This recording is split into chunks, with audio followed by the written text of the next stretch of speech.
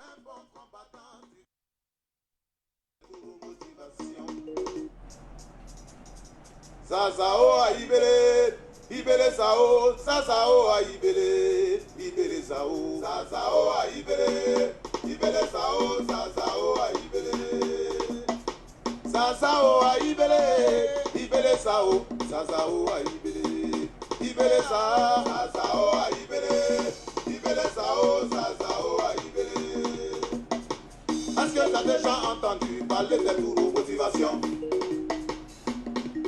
Motivation. As-tu déjà entendu parler des gourous motivation?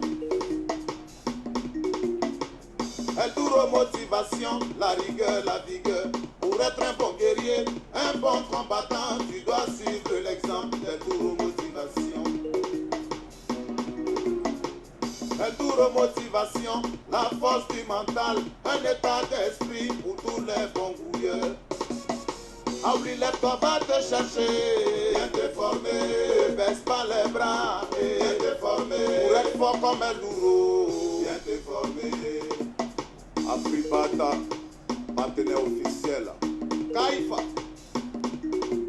Est-ce que tu as déjà entendu parler des gourous motivation? Motivation. As-tu déjà entendu parler des gourous motivation? Tu te sens très très lourd et beaucoup paresseux. Une référence, El Duro motivation. C'est un état d'esprit, la force du mental, la force du mental. Ouais, Cacao Premier, toujours pour El Duro motivation.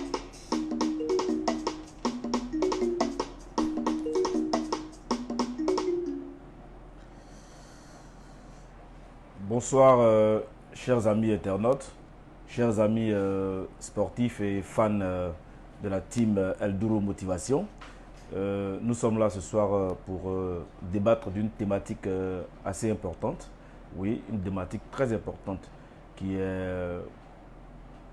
englobe aujourd'hui beaucoup de choses. Et la thématique, c'est pourquoi tant de divorces de nos jours. Oui, pourquoi tant de divorces de nos jours? Bien avant de développer cette thématique, nous allons déjà remercier toutes ces personnes qui chaque samedi prennent de leur temps pour prendre soin de leur corps. Oui, c'est important. Et ces personnes-là, nous tenons au nom de la team El Duro Motivation à leur dire vraiment merci. Merci parce que ces personnes-là ont compris le message de la team El Duro Motivation. Voilà, motiver certaines personnes à la pratique du sport. Et je pense que c'est, comme je le dis, c'est ce qui va nous sauver. C'est ce qui pourra aussi nous aider à aller de l'avant, à être positif dans la tête et physiquement à être au point pour toutes les missions que le Seigneur, le bon Dieu, a bien voulu nous confier sur cette terre pour que nous arrivions à assurer ces missions-là de façon convenable. Au passage, j'aimerais dire un big up à KF Energy, aussi à Afribat et au Remedes qui sont nos partenaires, sans oublier toute l'équipe de la team et aussi, comme je l'ai dit, à tous les sportifs qui ne se lassent pas de venir au sport avec la team El Duro Motivation. Et je pense que c'est quelque chose qui est salutaire pour eux-mêmes, mais salutaire aussi pour toute cette communauté El Duro Motivation qui est en train de se mettre en place. Donc big up à vous et sachez qu'on est ensemble. J'aimerais dire merci à tous ceux qui ce soir sont devant leur téléphone ou devant leur ordinateur en train de suivre ce direct. Parce que nous allons dire des choses de façon pas crue, mais de façon réaliste, pour que chacun de nous sache que vraiment il y a beaucoup de choses, dont nous n'avons pas en fait, nous ne tenons pas les bons bouts. Et en général, ces choses-là, au fil du temps, deviennent problématiques pour nous. Et c'est cet aspect problématique-là que nous allons essayer d'évoquer aujourd'hui pour que chacun se retrouve, pour que chacun sache qu'est-ce qu'il a à faire. Donc, comme je le disais d'entrée de jeu, aujourd'hui, nous allons nous allons étudier ensemble la thématique. Mais sachez que à la fin de la vidéo, à la fin de mon intervention, ceux qui ont des choses à dire, ceux qui ont qui veulent vraiment participer, interagir avec moi parce qu'ils ont vécu certaines expériences ou peut-être d'autres personnes ont vécu ces mêmes expériences-là à côté d'eux. Donc je pense que ces personnes-là peuvent appeler et puis ensemble nous allons échanger. Donc vous pouvez appeler sur le numéro WhatsApp qui est affiché en bas de en bas de cette vidéo. Donc il y a un numéro WhatsApp qui est là, vous pouvez appeler par WhatsApp et puis ensemble on va échanger, vous allez nous faire partager vos expériences et puis pourquoi pas, nous on pourra vous aider à trouver les solutions ensemble, parce que tout se fait ensemble, on ne peut rien faire voilà, de miracle, il n'y a pas de, comment dirais-je, de miracle tant que vous n'êtes pas associé et c'est pour cela que nous vous disons merci, merci d'être en direct, voilà. Ok. Donc aujourd'hui, comme je le disais, nous allons voir la thématique pourquoi tant de divorces de nos jours. Oui, on pourrait transformer cette question-là, on pourrait la reformuler en pourquoi les divorces sont de nos jours de plus en plus précoces. Oui, quand nous disons précoces, c'est des divorces qui vont au-delà de, qui sont en deçà de 3 ans, c'est-à-dire que quelques mois après le mariage, souvent 2 mois, 3 mois, voire 1 an. Voilà, donc en fait, ces mariages sont très précoces, jusqu'à même 3 ans, ces mariages sont encore précoces. Et aujourd'hui, il y a certains facteurs que beaucoup d'hommes, beaucoup de personnes ignorent ou bien font semblant d'ignorer et qui se lancent dans une relation amoureuse, dans un mariage avec la personne aimée. Et sachez que, comme je le disais, de nos jours, nous constatons sincèrement une recrudescence du taux de divorce en Côte d'Ivoire, en Afrique et même en Europe, pourquoi pas. Sachez que nombreuses sont les personnes qui se lancent dans une course au mariage sans analyse préalable des tenants et des aboutissants, comme je l'ai dit, de ce que représente véritablement le mariage. Oui, le mariage est un sacerdoce. Le mariage, c'est quelque chose de fort, oui. Et certaines personnes pensent que c'est un jeu. Voilà, on se marie parce qu'on veut jouer avec l'autre qui est en face de nous. On se marie parce qu'on a envie de se marier, pas parce qu'on est vraiment amoureux. Et sachez que, en général, c'est après une célébration grandiose de mariage, un mariage pompeux, voilà, que on se découvre réellement. Oui, on se découvre réellement. Il y a 2 semaines de cela, j'ai fait une thématique ici où j'ai développé, où j'ai donné un cas pratique, mais un cas pratique dont personne n'a pu vraiment trouver la solution. Il s'agissait d'une dame, il s'agissait d'une fille qui avait rencontré son homme à l'église. Ils n'avaient jamais vécu ensemble. C'est vrai que de temps à autre, ils se retrouvaient pour manger, voilà, ils n'avaient jamais vécu ensemble parce que l'église ne permettait pas ça. Et c'est après le mariage qu'elle s'est rendue compte de certaines choses. Et ça a été difficile et ça a fait que le couple s'est déchiré. Mais bon, quand on cela, il y a une pléthore de difficultés que les mariés rencontrent. Donc sachez que chaque divorce est fonction de chaque couple. Oui, parce que les raisons varient d'un couple à un autre. Donc ici, on ne va pas dire que les problèmes de X sont forcément égales au problème de Y. Si vous prenez aujourd'hui 100 couples, sachez que vous aurez 100 problèmes différents. Peut-être s'il n'y a pas 100 problèmes différents, mais vous allez regrouper les problèmes par groupe et vous aurez peut-être 50 problèmes différents. Si on veut vraiment réduire. Sinon, chaque couple a ses réalités.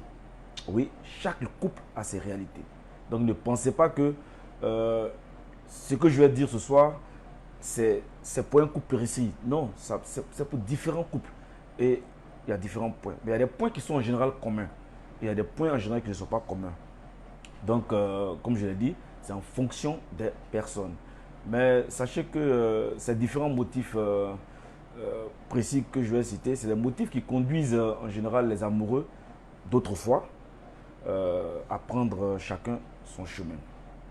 Mais malheureusement, force est de constater que le mariage ne résiste pas, ou bien le mariage ne résiste plus au temps.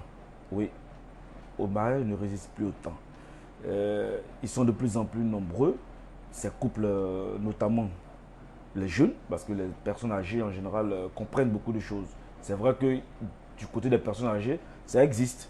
Mais je veux dire que de plus en plus, ce sont les personnes jeunes qui traversent ces moments-là. Donc c'est ces personnes jeunes-là qui divorcent juste après quelques années et voire quelques mois de mariage. Il n'y a plus de tolérance, oui, au sein des foyers. On ne se tolère plus. Tous les sujets sont matière à discussion, ce qui est quelque chose de réel. Et, et sachez que les époux, en général, les époux n'ont pas mis assez de temps pour mieux se... On peut pas dire, bon, ils ne peuvent pas se connaître totalement, mais déjà pour étudier, pour connaître la personne qui est en face d'elle, et puis ensuite passer à l'acte prestigieux qui est le mariage. Donc, certaines personnes rentrent dans le mariage avec leurs habitudes, comme si, comme s'ils étaient toujours célibataires. C'est le même comportement de célibataire. Lorsqu'on est marié, donc il n'y a aucun changement dans leur habitude, dans leur comportement. Et puis, ils oublient qu'ils vivent à deux, ils sont à deux avec quelqu'un. Et ensuite, il faut tenir compte de l'autre dans tout ce que nous faisons. S'assurer que notre comportement n'est pas préjudiciable sur notre partenaire.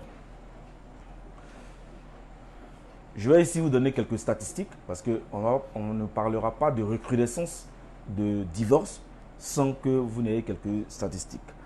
Les statistiques que je vais vous donner partent de l'année 2017 à l'année 2021, vu que l'année 2022 n'est pas encore terminée, donc les statistiques ne peuvent pas toucher l'année 2022. En 2017, nous avions eu 50% de divorces, ce qui est énorme. En 2018, nous avons eu 48,8% de divorces. En 2020, nous avions eu 40,7% de divorces. Et en 2021, nous avons eu 45,4% de divorces. Et vu ces pourcentages, nous sommes amenés à nous poser certaines questions. D'abord, qu'est-ce qui explique ce nombre croissant? Ouais, qu'est-ce qui explique ce nombre croissant de divorces dans notre pays? Parce que les données que je viens de donner, ce sont les données qui représentent en fait des données de la Côte d'Ivoire. Je ne suis pas allé dans le monde. Je travaille sur ce que je connais plus ou moins, c'est ce qui est chez moi. Voilà. Donc, qu'est-ce qui explique ce nombre croissant de divorces en Côte d'Ivoire? Et puis ensuite, comment arrive-t-on à se séparer après juste cette jurée, fidélité et amour pour toute la vie? Oui.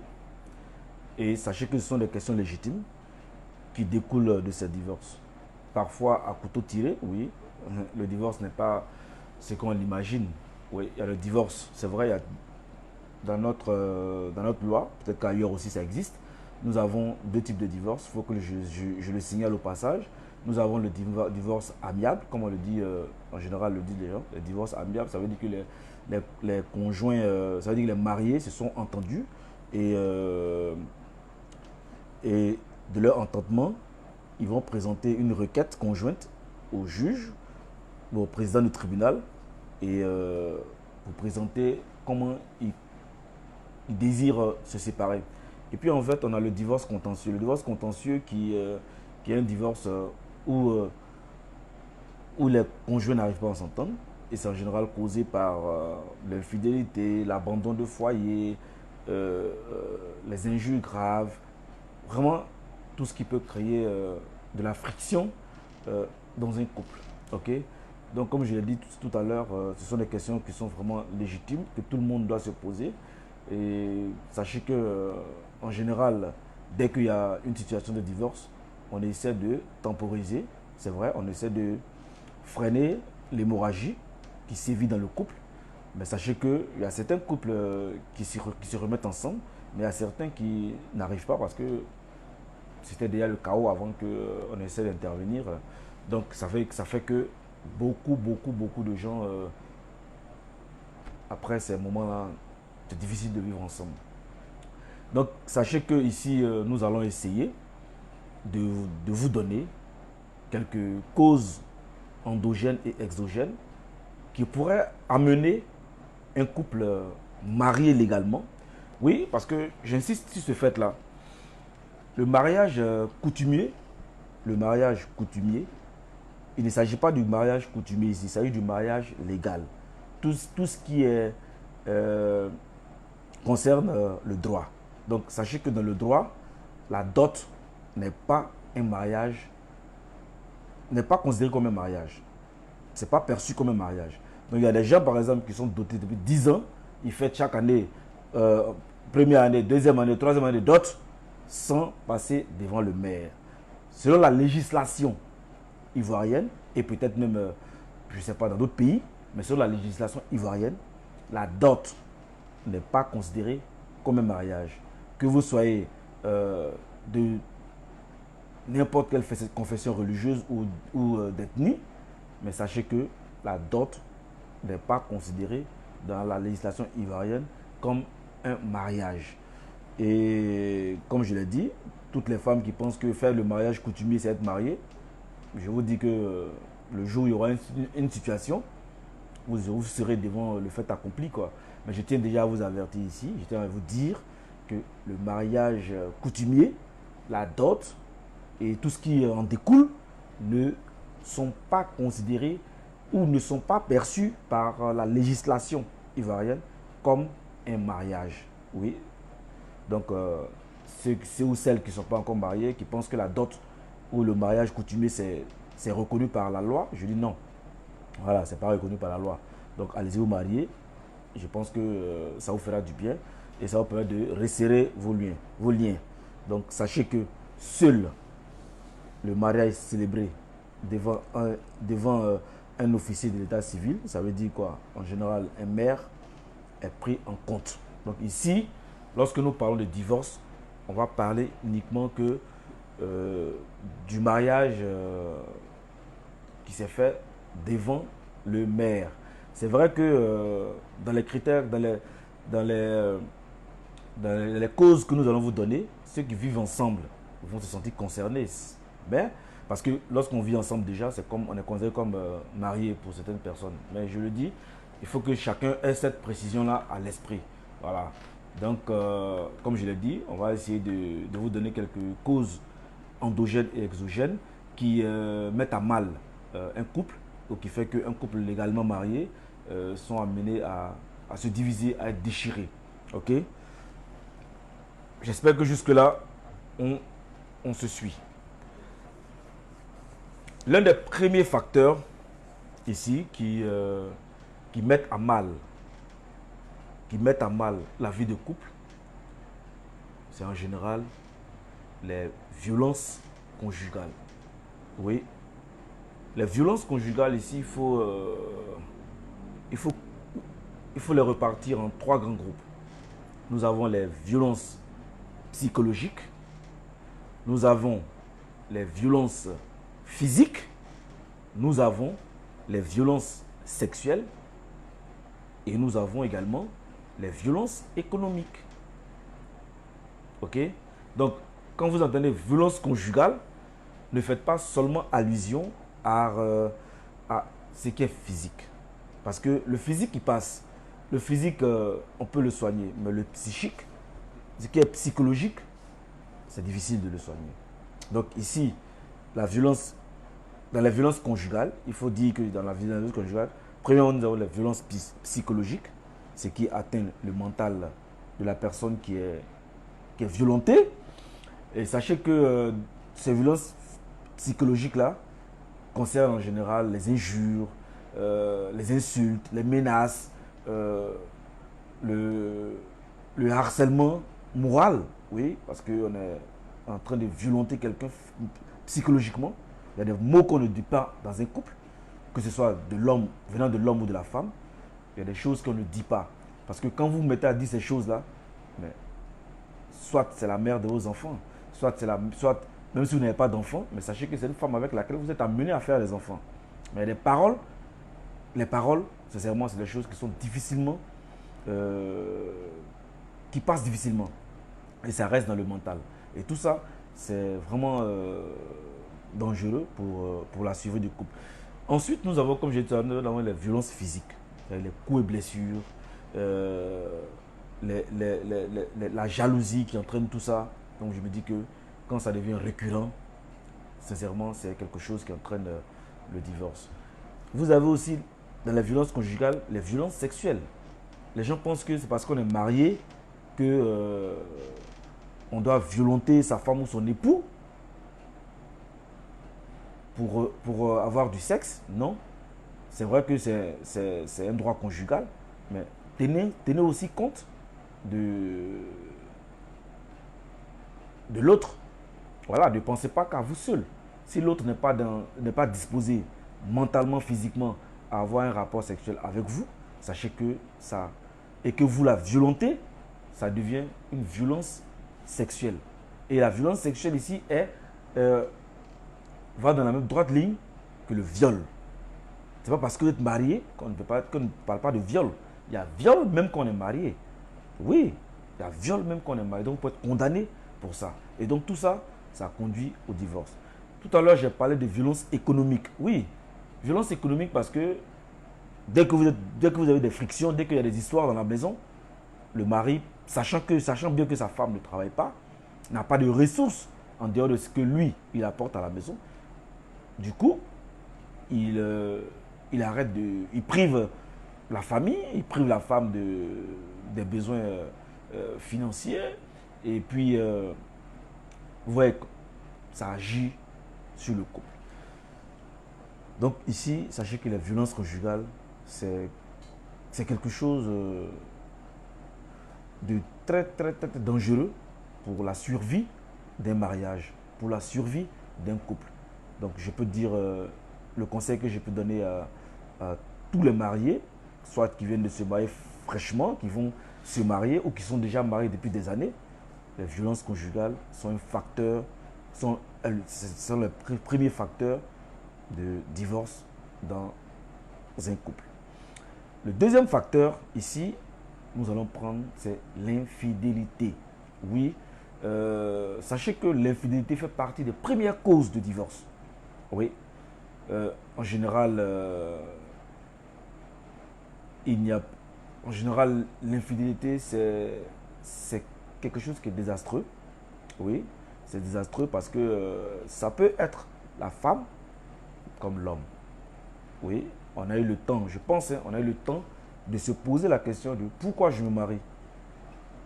Parce que si tu ne sais pas pourquoi tu te maries, ça sera difficile. Est-ce que je me marie parce que pour les yeux des gens? Est-ce que je me marie pour faire plaisir à ma famille? Est-ce que je me marie par pitié? Est-ce que je me marie? Non, il y a toutes sortes de questions que chacun de nous doit pouvoir se poser. Parce que l'infidélité, c'est lorsque la femme ou l'homme dans le couple commettent des actes. Ça peut être physique comme psychologique. C'est des actes contraires à la vie de couple. C'est-à-dire que vous entretenez une relation en dehors du couple. Et ça, c'est un des facteurs qui vraiment mettent à mal la vie d'un couple. Dès que l'infidélité s'installe dans un couple, c'est terminé. Donc je pense que, comme je l'ai dit, c'est un des facteurs qui amène à la dissolution du couple. À côté de ça, nous avons la communication. Le manque de communication dans un couple est un facteur de division. Donc sachez que nombreux sont les couples qui vivent ensemble, mais qui ne communiquent pas et ne partagent rien. Parce que la communication, c'est le partage aussi d'informations. Qu'est-ce que je te dis? Qu'est-ce que toi tu me dis? Et qu'est-ce que nous nous disons? Parce que dans un couple, quand il n'y a pas la communication, il n'y a pas de paix en général. Sachez que la communication apporte la paix. La communication permet de de freiner les difficultés quand elles arrivent. Donc sachez que le danger qu'on a au lieu d'évoluer ensemble, les personnes prennent des chemins différents et finissent par se séparer. Oui, à cause du manque de communication. Donc il ne faut surtout pas hésiter à discuter. Oui, il faut discuter. Quand vous êtes en couple, il faut vraiment discuter. Il faut que l'homme arrive à dire à son... L'homme arrive à dire à la femme, s'il y a des difficultés, il faut qu'on arrive à discuter. Aussi pour la femme, si l'homme a des difficultés, si la femme a des difficultés, il faut qu'elle aussi arrive, il faut qu'elle en parle à son mari. Ça peut être des sujets tabous, ça peut être des sujets dont on estime que ce n'est pas important, mais sachez que dans le couple, tout est important. Et puis, comme je l'ai dit tout à l'heure, communiquer, c'est la façon d'apaiser toute difficulté que nous pouvons rencontrer dans notre couple. Et sachez que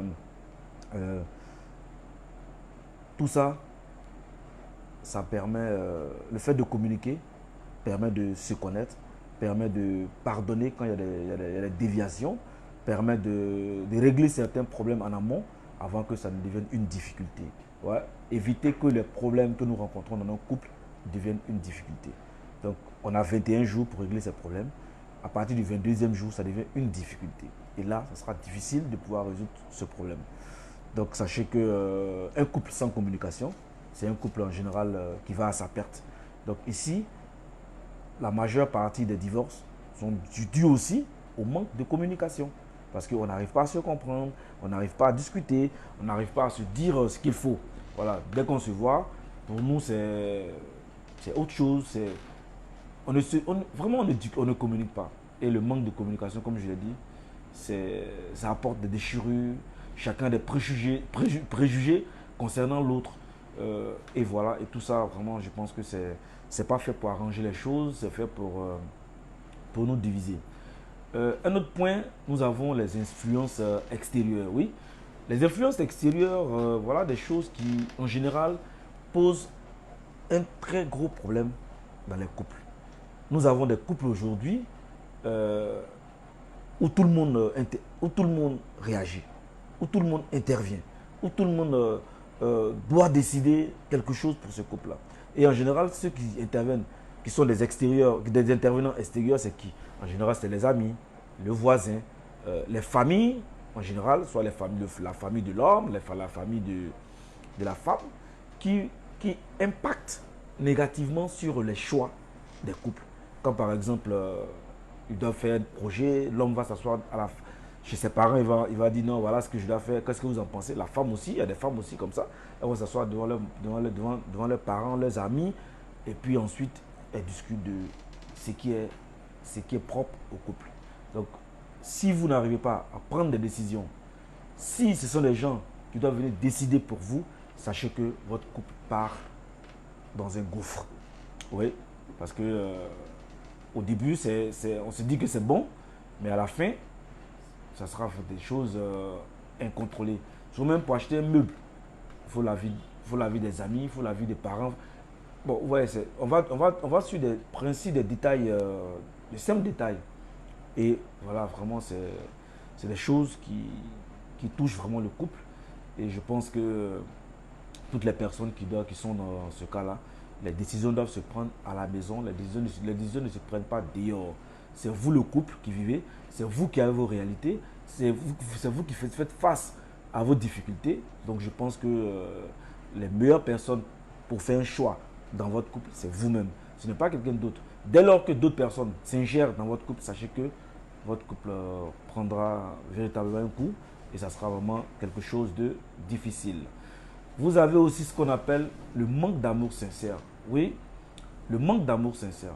En général, on a des mariages précipités. On précipite les mariages. On ne prend pas vraiment assez de temps avant d'en arriver au mariage. Et pour des raisons bidons, je dirais bidons, on arrive à l'ultime résolution qui est le divorce. Mais sachez qu'un couple où il n'y a pas d'amour, c'est difficile. Parce que l'amour, pour moi, c'est quelque chose qui vient régler les problèmes. Parce que quelle que soit la difficulté qu'il y a dans le couple, si l'amour existe, je pense que l'amour peut sauver le couple. Mais lorsqu'il n'y a pas d'amour, le couple, ça sera un couple de façade et ça sera vraiment compliqué. Donc un couple sans amour ne vit pas longtemps. Donc, alors que nous sommes nombreux aujourd'hui à nous marier, parce que sans véritablement, il n'existe pas vraiment d'amour. C'est peut-être que le désir nous amène à nous marier. Mais non, ce n'est pas un mariage. Ce n'est pas un mariage, ça. Et puis aussi, nous avons des personnes qui se marient. Je prends un exemple, de jeunes filles qui se marient parce qu'elles ont eu un enfant avec un homme. Donc il faut qu'elles se marient avec l'homme. Mais est-ce que l'homme, il est prêt à se marier vraiment? Il a fait l'enfant avec vous, mais est-ce qu'il est prêt à se marier? Et même si vous l'obligez à vous marier, est-ce que vous êtes sûr de pouvoir, gérer ces états d'âme? Parce que pour vous faire mal, vous amenez vous-même à chercher le divorce, il va vous provoquer, il va créer des situations qui vont vraiment vous mettre mal à l'aise. Donc voilà pourquoi je dis, toute femme ou tout homme qui veut sécuriser son mariage, il doit se marier légalement. Et puis aussi, le couple, qu'est-ce qui crée aussi souvent les divorces? Nous avons le manque de participation financière du couple. Je prends un exemple d'un couple où les deux personnes travaillent. L'homme travaille, la femme travaille. Mais vous allez constater que souvent, qu'est-ce qui amène la bagarre? Nous avons des couples où bien que la femme puisse travailler, mais rares sont les femmes qui vont intervenir financièrement dans le couple. Oui, elles n'interviennent pas. Ou elles interviennent vraiment à minima, quoi. Donc je vous dis que ça, c'est un facteur qui vraiment mine, qui détruit vraiment les couples. Souvent, la femme ne travaille pas forcément à la fonction publique ou ne travaille pas, mais elle a un commerce qui marche bien. Elle peut aider l'homme parce qu'on est ensemble. On a décidé de s'aimer pour le meilleur, pour le pire. Donc, si je n'ai pas suffisamment de moyens, mais la femme peut m'aider. Bien que dans le livre saint, c'est écrit que l'homme doit prendre soin de sa femme. Oui, ça dépend des contextes. Aujourd'hui, on ne peut pas appliquer les règles d'il y a 3000 ans, d'il y a 50 ans, 60 ans, 100 ans à notre monde d'aujourd'hui parce que notre paradigme a changé. Et il faut considérer ça. Notre paradigme a changé. Et en fonction de ce changement de paradigme, il faut s'adapter à ce changement de mentalité, à ce changement en fonction de qui mine en fait nos vies. Donc si on se dit que non, c'est écrit dans la Bible a été écrite quand? Ça, c'est les réalités de la Bible. Même le Coran, il a été écrit quand? Il a été rédigé quand? Mais si on veut appliquer ces réalités-là à notre vie d'aujourd'hui, je pense qu'on va faire souvent faux dans nos couples. Donc si c'est la femme qui travaille, elle doit pouvoir aider le monsieur. Si c'est le monsieur seul qui travaille, il doit pouvoir aider la femme. Mais quand les deux travaillent, ils doivent pouvoir s'entraider. Et je pense que le fait de s'entraider va créer une certaine complicité dans le couple. Ouais, ça va créer une certaine complicité. Mais si chacun se dit non, j'ai ma famille d'abord. Mais ta famille d'abord, si c'est vrai, on n'a pas dit de ne pas t'occuper de ta famille, mais ta famille n'est pas avant ton couple. Donc règle d'abord le problème de ton couple. S'il y a un reste, ma famille, voilà pour vous. Mais ton couple, il n'y a pas de sac de riz à la maison, il n'y a rien à la maison. Et c'est les autres qui consomment. Toi-même, tes enfants n'arrivent même pas à manger. Souvent, des femmes n'arrivent même pas à avoir le petit déjeuner. Oui, moi j'ai connu des couples comme ça. Où le monsieur, il prend son argent, il dilapide, il fait tout ce qu'il veut avec. Quand il a ça à la fin du mois, c'est lui qu'on voit dans tous les bars, c'est lui qu'on voit. Et après, pendant que la femme est à la maison, la pauvre femme, elle n'arrive même pas à manger correctement. Et pendant ce temps, lui, dès qu'il prend son salaire, c'est la java, c'est la fête. Mais tout ça, ce n'est pas fait pour arranger le couple. On est ensemble pour le meilleur et pour le pire. On doit pouvoir s'aider, on doit pouvoir s'entraider dans l'éducation des enfants, dans nous-mêmes notre éducation. Et puis, vu qu'on a notre pourquoi, et ce pourquoi-là doit nous amener à avoir le bon raisonnement et à avoir le bon réflexe. Il y a aussi un autre problème, en général, que les gens ne soulèvent pas trop, c'est le problème des enfants hors mariage. Oui, avant le mariage, la femme ou le monsieur chacun dit à son partenaire, oui, c'est vrai, j'ai un enfant, j'ai un enfant. Bon, il se peut que ce ne soit pas forcément l'homme qui a eu un enfant dehors. Ça peut être la femme qui vient avec son enfant. Mais je pense qu'elle a dû dire la vérité à son mari. Comme l'homme aussi qui a un enfant dehors, il dit la vérité à sa femme. Mais il se trouve que après le mariage, il y a un problème. Souvent, c'est au niveau des femmes. Elles acceptent difficilement les enfants que l'homme a eu dehors. Elles acceptent cette réalité-là difficilement. Alors que, avant de rentrer dans le couple, avant de former le couple, l'homme a eu à dire, j'ai un enfant. Un enfant, ça ne se cache pas. J'ai un enfant. La femme a eu à dire, j'ai un enfant. Donc, c'est pareil pour l'homme. Il y a des hommes qui n'acceptent pas que les enfants de la femme vivent dans la maison. Mais en général, dans la plupart des cas, c'est les femmes qui s'opposent à cet état de fait-là. Bien qu'elles savent que le monsieur leur a dit et l'enfant existe. Ok? Mais après le mariage, ça devient des disputes à n'en point finir, des menaces. Donc, si vous aimez quelqu'un, on dit quand on aime un chien, on aime sa queue.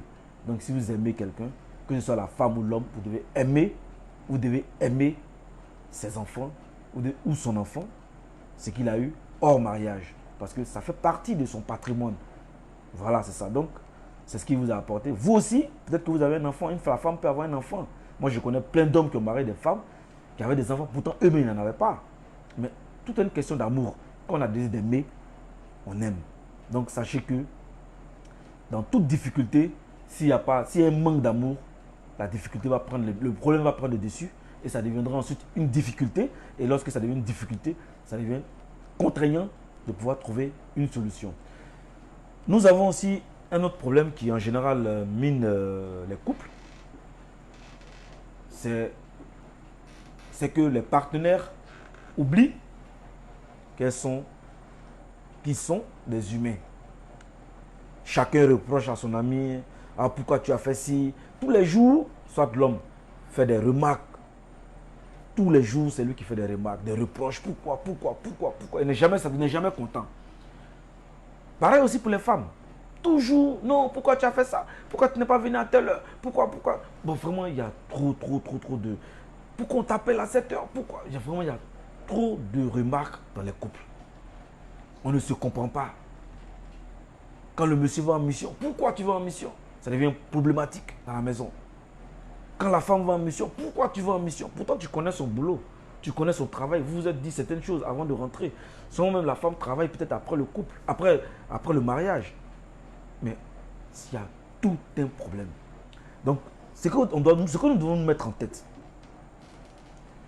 on ne s'est pas marié avec un animal. On s'est marié avec un être humain.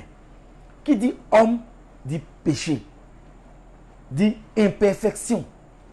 Donc, sachez une chose, vous qui êtes dans les couples, qui êtes toujours en train de faire des remarques à n'en point finir à vos partenaires, sachez que nul n'est parfait. On dit dans ce monde, la perfection n'existe point. Seul Dieu détient la perfection. Nous ne sommes pas des dieux. C'est vrai que nous avons en nous la lumière divine, mais nous ne sommes pas Dieu. Et comme c'est écrit dans le livre saint, nous sommes pécheurs. Nous allons commettre des imperfections, nous allons commettre certaines choses qui ne sont pas bonnes pour les couples, mais sachez toutes choses que nous devons savoir nous parler, nous devons savoir nous dire certaines choses, nous devons savoir contrôler nos émotions. Quelle que soit la situation, nous devons nous concéder certaines fautes dans la mesure de pouvoir les changer. Mais c'est vrai, quand on te parle aussi, c'est la femme ou l'homme, mais quand on vous parle aussi, essayez de comprendre. Mais en toute chose, il y a la manière. Oui, il y a la manière. Tant qu'on ne fait pas les choses avec stratégie, rien ne marchera. C'est vrai que vous pouvez ne pas aimer quelque chose, mais il y a la manière de dire cette chose-là. Sans frustrer aucunement quelqu'un, ça peut permettre de régler ce qu'il y a comme difficulté dans le couple. Un autre problème aussi qui amène les couples au divorce, c'est le manque d'honnêteté. Oui, c'est le manque d'honnêteté, je le dis. Parce que vous êtes avec des gens qui sont malhonnêtes. Comme on les appelle, des VI, vendeurs d'illusions. Oui, qui ne sont là que pour mentir. Donc avant de rentrer dans le couple, ils ont menti de long en large. La femme, elle est éblouie, soit la femme même, c'est elle qui ment, parce que, voilà, personne ne se laisse maintenant, hein. Tout le monde ment. L'homme ment, la femme ment. Donc vous vous rencontrez et chacun se met à mentir. Non, je suis ci, non, je suis comme ci, non, je suis comme ça. Voilà, et ça ment partout. On ne se dit pas la vérité, on se ment, et dès qu'on arrive dans le foyer, c'est là qu'on découvre certaines vérités. Parce qu'on ne s'était pas dit la vérité avant. On n'a pas dit à l'autre, quand on voit l'homme venir, il est toujours en veste, voiture, en veste. Voilà, il fait du tape à l'œil, quoi. Voilà, et nous, sans comprendre, on dit, bon voilà, l'homme de ma vie, il te fait vivre certains moments d'extase, et puis tu penses que voilà, voilà l'homme de ma vie. Mais quand tu rentres dans le foyer avec lui, c'est là que tu te rends compte que c'est un couteau à double tranchant, un couteau vraiment à double tranchant. Il ne vous a pas dit la vérité, c'est maintenant que vous allez découvrir cette personne-là, et ça sera dommage. Donc sachez que le mensonge rattrape toujours. Mais ça sera trop tard. Quand on vient se marier, puis après il faut aller divorcer pour un mensonge, je pense que c'est pas bien. Parce que, comme je l'ai dit, le mariage ce n'est pas un jeu. Aussi bien que le divorce. Le divorce, ce n'est pas un jeu. Ceux qui pensent qu'on se marie en 2 minutes et puis on ne divorce pas en 2 minutes. Hein. Le divorce, ce n'est pas un jeu. Celui qui t'engage dans le mariage, il faut savoir pourquoi tu t'engages dans le mariage. On ne s'engage pas pour la beauté des yeux d'une femme. On ne s'engage pas pour l'aspect extérieur d'une femme. Mais chacun sait ce qu'il recherche chez une femme. Il y a certains qui, à cause de l'aspect extérieur, qui marient une femme. Il y a certains qui, c'est après qu'ils découvrent le cœur de la femme. Voilà. Ou bien de l'homme. Peu importe, ça peut être, c'est vice-versa. Parce que qui dit couple, dit homme et femme. Donc tout ce que je dis ici comme difficulté, sachez que ça concerne les deux acteurs qui tournent leur film ou qui jouent leur pièce de théâtre dans ce couloir-là, ou bien dans cette pièce qu'on appelle le mariage. Ok? Donc vraiment, soyez honnêtes, dites la vérité. Et je pense que de la vérité, nous serons vraiment... si il doit y avoir mariage, il y aura mariage. S'il ne doit pas y avoir mariage, il n'y aura pas de mariage. Donc vraiment, faisons l'effort de pouvoir nous dire la vérité. Et puis je pense que ça pourra nous aider. Il y a une autre difficulté aussi qu'il faut vraiment bien comprendre. C'est ce qui concerne la recherche de notoriété. Vous avez aujourd'hui des hommes ou des femmes qui enquêtent de notoriété. Ça veut dire qu'ils veulent se faire voir, qui cherchent de l'audience, qui cherchent à se faire connaître, vraiment se mettre avec soit l'homme ou la femme qui est déjà une célébrité. Et il le fait, ou elle le fait, en ayant derrière la tête un agenda caché, ouais, que l'homme ou la femme ne sait pas. Et dès qu'il atteint ses objectifs, il commence à avoir un comportement qui amène au divorce. Donc vraiment...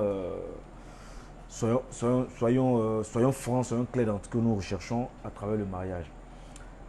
Aujourd'hui, sachez qu'il y a aussi un des éléments qui est à la base de la destruction des foyers. Et j'ai eu à le dire ici, il s'agit des smartphones.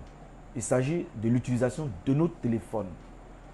Que vous soyez femme, que vous soyez l'homme, sachez que votre téléphone n'est pas plus important que votre mari. Votre téléphone n'est pas plus important que votre femme. Aujourd'hui, beaucoup d'hommes et de femmes, pour une mauvaise utilisation, pour une mauvaise gestion de l'utilisation de leur téléphone, se retrouvent en train de briser leur couple, leur relation. Donc, sincèrement, sachez que le téléphone, c'est quelque chose dont on n'essaie pas de voir d'éléments qui minent beaucoup nos couples. Il y a des maris qui sont pistés par leur téléphone, par leur couple, par leurs épouses, comme il y a des épouses qui sont suivies au quotidien, qui sont traquées dans le téléphone, qui n'ont plus de vie privée. Donc je dis que c'est des choses dont il faut faire attention. Et nous avons aussi la chose sur laquelle je veux vraiment prendre du temps, ce sera le manque. Oui, un point qui est vraiment important aussi, c'est le manque de contrôle de nos émotions. Oui, le manque de contrôle de nos émotions. Sachez que qui dit émotion parle de peur, parle de l'amour, parle de la haine, parle du désir, parle de la joie, parle de la tristesse. Je vais citer que cela parce qu'il y a d'autres émotions. Et lorsque nous sommes dans notre couple, nous serons face à beaucoup de difficultés. Donc, savoir pardonner, savoir se contrôler, comme je l'ai dit, face à une situation. Et ne pas avoir d'émotion lorsque nous sommes face à une situation, c'est dangereux pour nous et c'est dangereux pour notre environnement. Donc, comme je l'ai dit, lorsque nous sommes dans un couple, il faut savoir pardonner. Oui, il faut savoir pardonner. Mais le pardon n'est pas l'oubli. Oui, le pardon n'est pas l'oubli. Je vais vous donner ici un proverbe amérindien qui dit que lorsque, écoutez bien, qui dit que lorsque on a enfoncé un clou dans une planche, on peut enlever le clou, mais il reste le trou. Je reprends un proverbe amérindien qui dit: lorsque l'on a enfoncé un clou ou une pointe dans une planche, on peut enlever la pointe, mais il reste le trou. Qu'est-ce que ça veut dire? Ça veut dire il faut bien distinguer l'oubli et le pardon. Oui, l'oubli et le pardon. Le pardon, comme je le dis, est fondamental. C'est la partie toxique du souvenir. Oui, la partie toxique du souvenir. Donc, on peut très bien pardonner sans que l'autre ne pardonne forcément. Et lorsque vous êtes en colère contre votre partenaire, peu importe la colère, on ne vous demandera pas d'oublier ce qui s'est passé. Mais tout ce qu'on peut vous demander, c'est d'enlever la partie toxique de votre situation. Est-ce que vous comprenez? Le pardon ici, c'est la pointe. On a enlevé la pointe. On pardonne. Mais le trou existe. Ça veut dire quoi? On n'a pas oublié. Mais il faut pardonner. Mais enlevons la partie toxique là. Enlevons cette partie partie-toxique là. Et ça va nous permettre de mieux pardonner. C'est vrai qu'on n'oublie pas vite, on n'oublie pas, on pardonne, mais sachant contrôler nos émotions. Comme on le dit, nos émotions sont nos gardes du corps. Dans le couple, nous avons des émotions. On a appelé ma femme à 2 h du matin, c'est une émotion, la colère. Il y a un monsieur qui a appelé mon mari, une femme qui a appelé mon mari pendant qu'on mangeait, qui lui a envoyé un message. J'ai vu le message. Vous allez développer une émotion. Mais sachons contrôler nos émotions. Il n'est pas interdit d'avoir des émotions. Oui, il est normal d'avoir des émotions. Mais il faut savoir les contrôler. Si vous ne savez pas contrôler vos émotions, vous allez commettre des actes irréparables. Vous allez commettre des actes irréparables. Et nous sommes dans une société qui est régie par des règles, qui est régie par la loi. Si vous commettez, vous posez un acte qui est irréparable, vous allez le payer cash. Vous allez le payer cash. Et pour ne pas en arriver à là, il faut déjà prendre ses précautions en amont. Il faut déjà apprendre à se connaître, apprendre à calmer ses ardeurs, apprendre à temporiser ses émotions. Même dans le désir, même dans l'amour, même dans la joie, il faut savoir temporiser les émotions. Voilà pourquoi on dit souvent, ne faites jamais de promesses lorsque vous êtes heureux. Lorsque vous êtes trop heureux, ne faites jamais qu'on appelle ça, de promesses. Parce que quand la joie passe, vous vous rendez compte que c'est une promesse qui est impossible. Mais comme on le dit, une promesse, ça reste une dette. Donc pour ne pas avoir à payer des dettes, soyez temporiser plutôt vos émotions. Et c'est ça qui va vous sauver.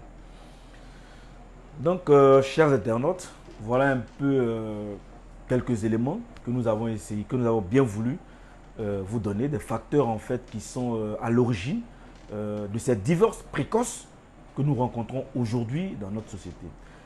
Prendre ces éléments en compte, c'est vrai, il faut les prendre en compte parce que, comme on le dit, on vient dans un couple parce que on s'est déjà posé la question, pourquoi je me marie? La femme comme l'homme. Personne ne viendra vous mettre un couteau sur votre gorge pour vous obliger à vous marier. Mais si vous avez décidé de vous marier, je pense que c'est pour le long terme. Oui, c'est pour le long terme. Donc, comme je l'ai dit, bien que tout ce que j'ai énuméré comme difficulté, comme problème qui peut créer le divorce dans un couple, la perte du couple, ce n'est pas une obligation. Il peut y avoir d'autres facteurs que vous avez peut-être. Comme je l'ai dit, chaque couple a son problème. Ça peut être, peut-être pour vous qui me regardez, ça peut être un problème de désir. L'homme peut-être n'arrive pas à satisfaire la femme. Moi, dans mes éléments, je n'ai pas voulu en parler parce que je me dis que c'est quelque chose qui est inévitable. Mais ça peut arriver. Ça peut arriver que l'homme peut avoir une difficulté au niveau du rapport conjugal, ou la femme peut avoir des difficultés au niveau du rapport conjugal. Mais ça, ce ne doit pas être un élément qui doit vous permettre, qui doit déchirer votre couple. Parce que vous êtes mariés pour le pire, pour le meilleur et pour le pire. Donc s'il y a de l'amour dans ce que vous avez fait, je pense que vous devez vous soutenir mutuellement. Vous devez avoir l'un pour l'autre de la compassion. Donc apprenez à vous faire des concessions. Ce n'est pas parce que mon époux est malade que je me donne le droit d'aller faire ce que je veux dehors. Ce n'est pas parce que mon épouse est malade que je me donne le droit d'aller faire ce que je veux dehors. Jusqu'à créer ce qu'on appelle une séparation. Non. Sachez vous comporter. Soyez intelligent dans tout ce que vous faites. Oui, l'intelligence, ce n'est pas aller à l'école avoir de bonnes notes. L'intelligence, c'est aussi savoir se comporter dans la vie. Ok? Donc, vous avez un cerveau, vous avez un mindset.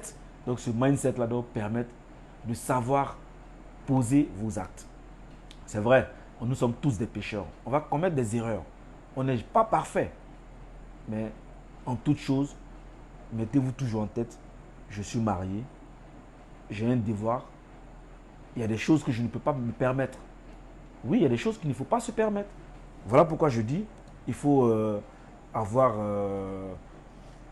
il faut être intelligent dans tout ce que vous faites. Donc, comme je l'ai dit, nous sommes ici à la fin. Mais il faut comprendre une chose. Oui, il faut comprendre une chose. Il faut comprendre que le mariage n'est pas un exercice de maison. Le mariage n'est pas un exercice de maison. Le mariage, considérez votre mariage comme votre examen final. Mais j'aimerais dire aussi que le mariage n'est pas un sprint, c'est une course de fond. C'est un marathon qui peut durer 40 ans, qui peut durer 50 ans, qui peut durer 60 ans. Il y a des marathons de 40 km, il y a des marathons de... Donc, considérez ça que c'est en année. 40 km égale 40 ans, 50 km égale 50 ans. Donc, sachez que le mariage, c'est une course de fond. Ce n'est pas un sprint. Ce n'est pas quelque chose qu'on fait rapidement et puis bon, on divorce, c'est fini. Non. Si vous désirez vous marier, c'est parce que vous êtes posé toutes les questions qui vont vous permettre de consolider au fur et à mesure votre couple. C'est vrai que dans un couple, il y a toujours des frictions. Comme je l'ai dit, il y a toujours des frictions. Mais trouvez le bon bout, trouvez la bonne méthode pour pouvoir régler vos problèmes et sans que personne, sans que les intervenants extérieurs ne soient invités à ça. C'est bon? Donc, comme je l'ai dit, il faudrait que nous soyons tous lucides dans ce que nous faisons. Sur ce, je vais donner la parole à certaines personnes peut-être qui ont des préoccupations, qui ont des choses à dire, qui ont des difficultés, qui ont peut-être vécu un divorce qui n'avait pas voulu vivre. Donc s'il y a des gens par exemple qui veulent intervenir, je pense que voilà, l'antenne à vous. Vous pouvez essayer de nous contacter. Et puis ensemble, on va voir ce qu'on peut faire. Ensemble, on verra ce qu'on pourra faire. Donc tous ceux qui veulent intervenir, voilà, donc je le dis, vraiment je vous tiens à vous remercier encore pour votre aimable attention, très cher sportif, et je suis à vous pour toutes les questions que vous aimeriez poser, sur les problèmes qui minent nos mariages, nos foyers, nos couples, et qui nous amènent inéluctablement vers la rupture. Voilà. Donc nous sommes à vous. Nous sommes à vous s'il y a des intervenants.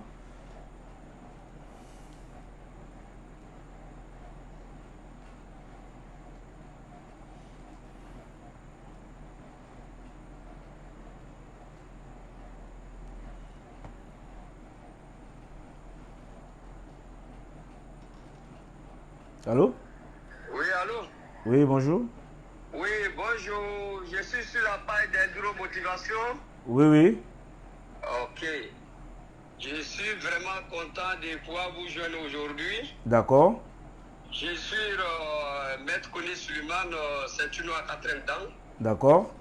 Je suis de Kwankido et je suis le coordinateur technique de cette discipline à Boaké. D'accord. Il faut dire que je vous suis depuis un certain moment. D'accord. Grâce à votre collaborateur Ngoran Lukensi. D'accord.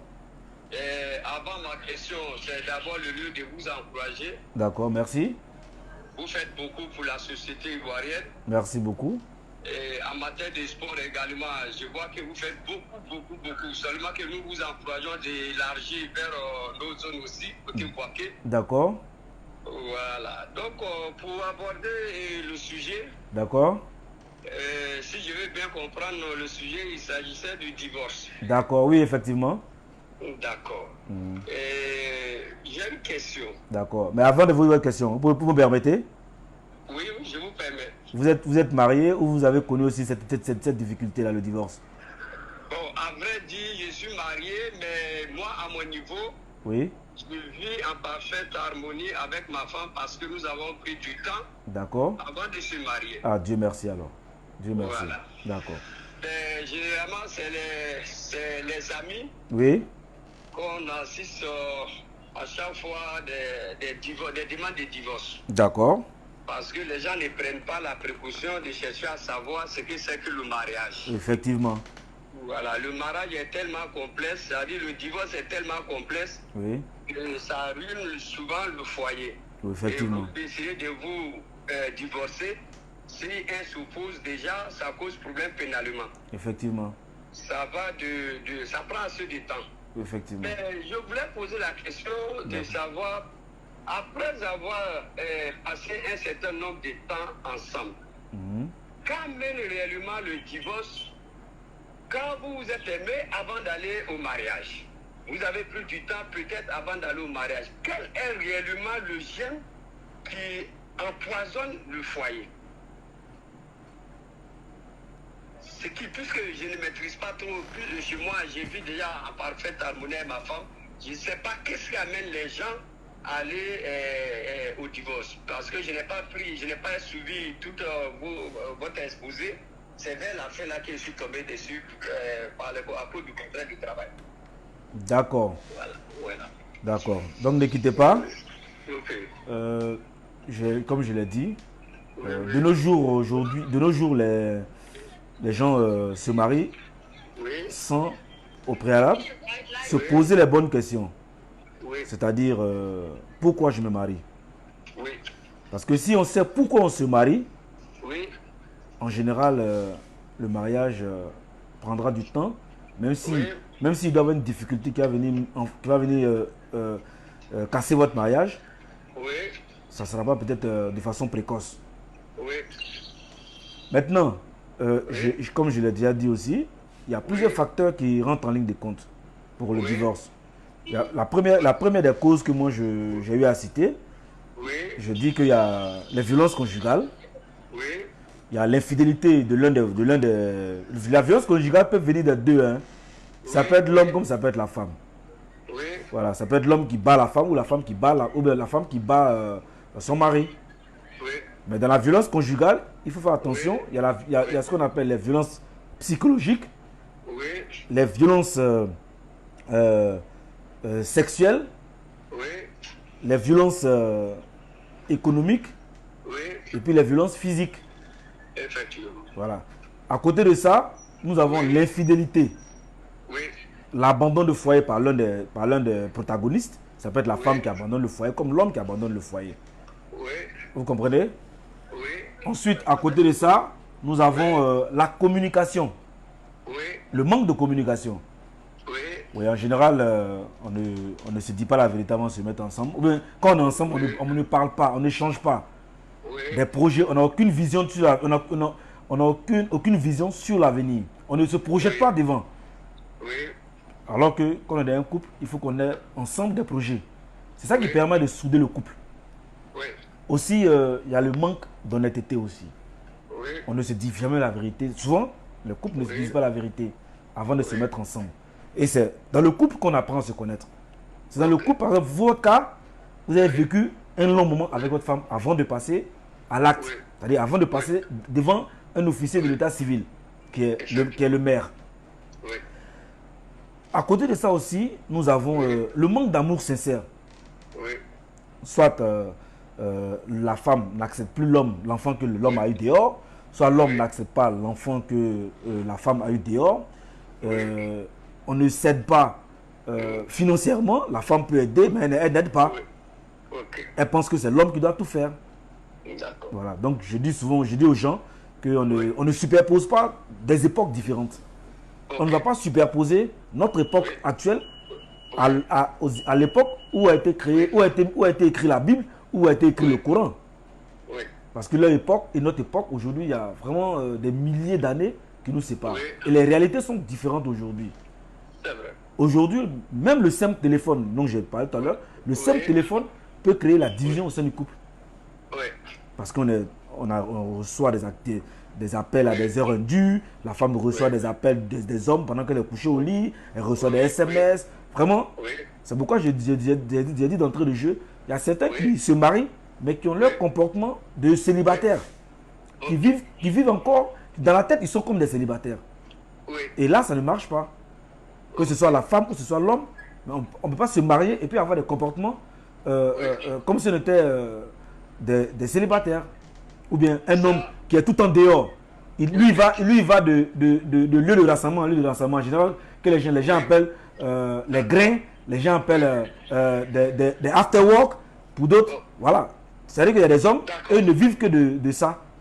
Et, ou bien des femmes qui sont dans les after-work, des after-work, ou bien sont dans les mariages à 2-3 heures du matin. Tout ça, c'est des choses, quand on ne prend pas le temps de vraiment discuter, ça amène des difficultés dans le couple. d'accord. Donc voilà plus ou moins ce que j'ai pu trouver un peu. Oui. Mais il y a d'autres facteurs aussi qui rentrent en ligne de compte. Hein. Déjà abordé le plus important, Oui. parce que le milieu où nous autres on exerce, effectivement, c'est pour appuyer tout ce que vous avez dit. D'accord. Et il y a des gens qui se marient parce que leur ami s'est marié. Voilà. Il y a des gens qui se marient parce que, bon, excuse-moi, il y a des milieux où après le mariage, il y a des gains qui s'ajoutent. Voilà, je ne vais pas aller direct là. Bon, je pense que les uns et les autres comprendront. Ouais. Donc, vu ces petits avantages-là. On se marie par intérêt en fait, c'est les intérêts. Oui, les intérêts. Voilà. Vu ces petits intérêts-là, Oui.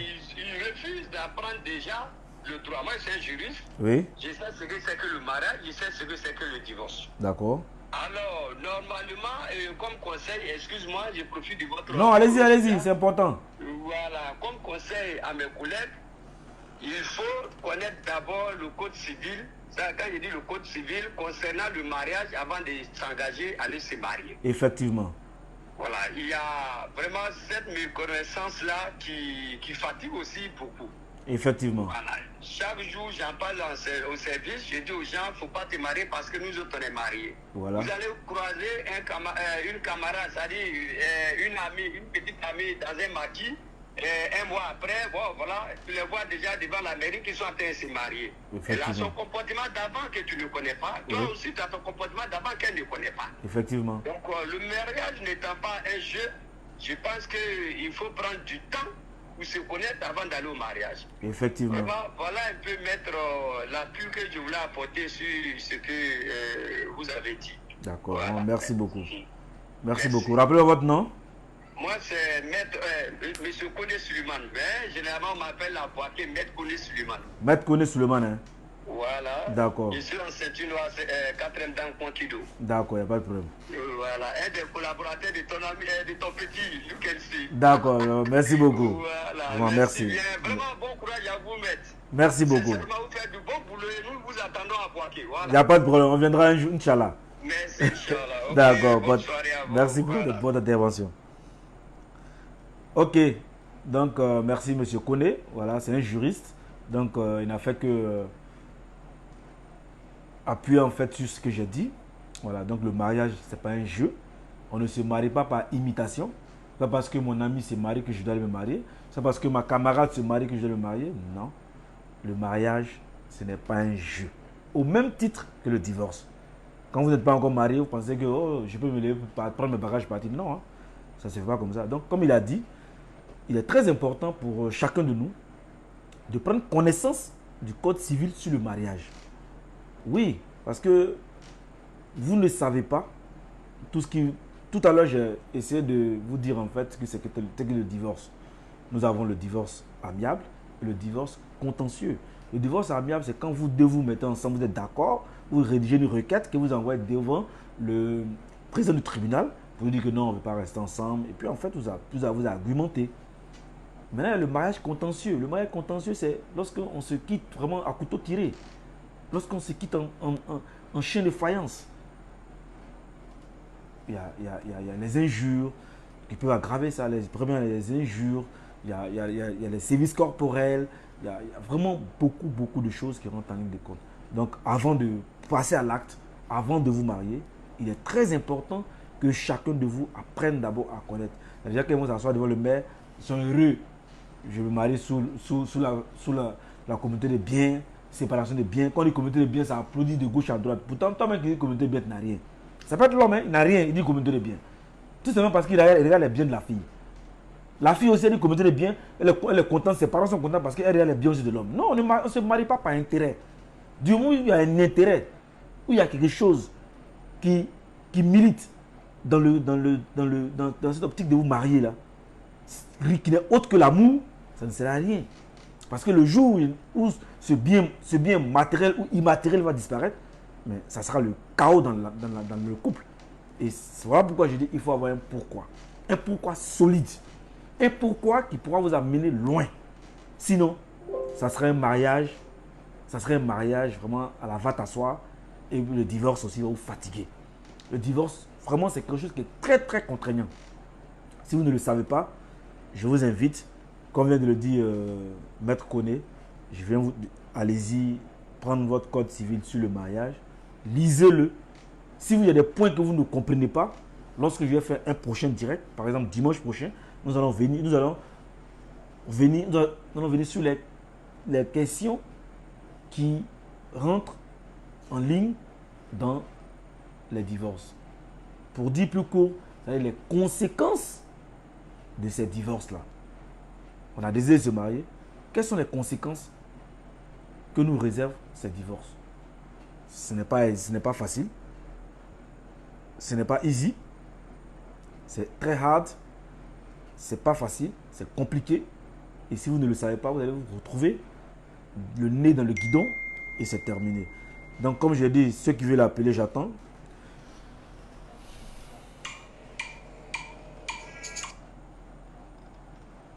Allô? Oui, bonsoir, coach. Ouais, bonsoir, madame. J'appelais pour intervenir sur le sujet. D'accord, allez-y. D'accord. Donc, le sujet, le thème de ce jour, c'est pourquoi tant de divorces? Effectivement. Surtout des divorces précoces. Des divorces précoces surtout. C'est vrai que ça peut exister après 50 ans, Mais c'est surtout la précocité de ces divorces-là qui nous faut parler aujourd'hui. Donc, je vous écoute, madame. D'accord. Concernant ce sujet-là, vraiment, il est assez vaste. Voilà, il est assez vaste. Et puis, les avis peuvent être vraiment partagés. Donc, à ce niveau-là, moi, je peux déjà dire que le divorce, le mariage, c'est pour les grandes personnes. Voilà. Le mariage, c'est pour les grandes personnes parce que des gens qui sont encore enfants ou bien même qui dépendent de leurs parents ne doivent pas aller au mariage. Pas dépendre, je veux dire, financièrement. Il y a des gens qui vont dans le mariage, mais c'est les parents qui gèrent le mariage en fait. C'est les parents qui gèrent le couple. Je prends un exemple. Monsieur et madame dans un foyer, il y a des décisions à prendre, mais c'est la maman qui doit d'abord donner son titus avant que les décisions soient validées. Ça ne peut pas marcher. Ou bien la dame qui est dans le mariage, c'est sa mère qui doit dire fais ci, fais ça, avant qu'elle ne puisse prendre des décisions dans le foyer, ça ne peut pas marcher. Et tout ça, ça peut emmener au divorce. Donc, je veux dire par là, quand je dis que c'est des grandes personnes qui se marient, c'est à ça que je veux en venir. Pour dire que quand deux personnes se voient et s'aiment et vont jusqu'au mariage, vont jusqu'à devant le maire pour pouvoir se mettre ensemble, je me dis qu'il y a certaines choses qu'on doit éviter. Parce que là, tout à l'heure, vous avez parlé de l'interférence de l'interférence des personnes extérieures dans le mariage. Voilà, moi je suis tout à fait d'accord pour cela. Parce que monsieur et madame doivent être assez battus pour prendre les décisions qu'il faut. Pour faire des enfants, il faut que la maman ou bien la maman de monsieur ou bien la maman de madame doit dire il est temps de faire des enfants pour qu'on puisse faire des enfants. C'est la maman qui doit décider on fait ci ou on fait ça. Non. Quand madame dit quelque chose, tant que la maman dehors n'a pas encore donné son droit, comment on dit ça, son OK, ça ne se fait pas. Il y a des gens qui sont mariés mais qui sont encore attachés à leurs parents. Pas parce qu'il faut couper avec les parents, non. Mais quand on est grand, il y a des choses qu'on doit éviter. Voilà, quand on est grand, il y a des choses qu'on doit éviter. Voilà. On prend nous nos décisions et on informe les parents. Voilà. Mais on ne doit pas d'abord attendre l'avis des parents d'abord et ensuite venir maintenant prendre les décisions qu'il faut dans la maison. Ça c'est de 1. Et voilà, de 2, vraiment régler les problèmes entre nous. Voilà, ne pas attendre les avis extérieurs pour pouvoir décider de quoi que ce soit. Voilà. Et il y a des hommes comme des femmes, voilà, comme vous l'avez dit tout à l'heure, qui vivent comme des célibataires. Non, avant. D'accord, donc on a été coupé, mais je vais rappeler. Je vais rappeler vu que c'est WhatsApp.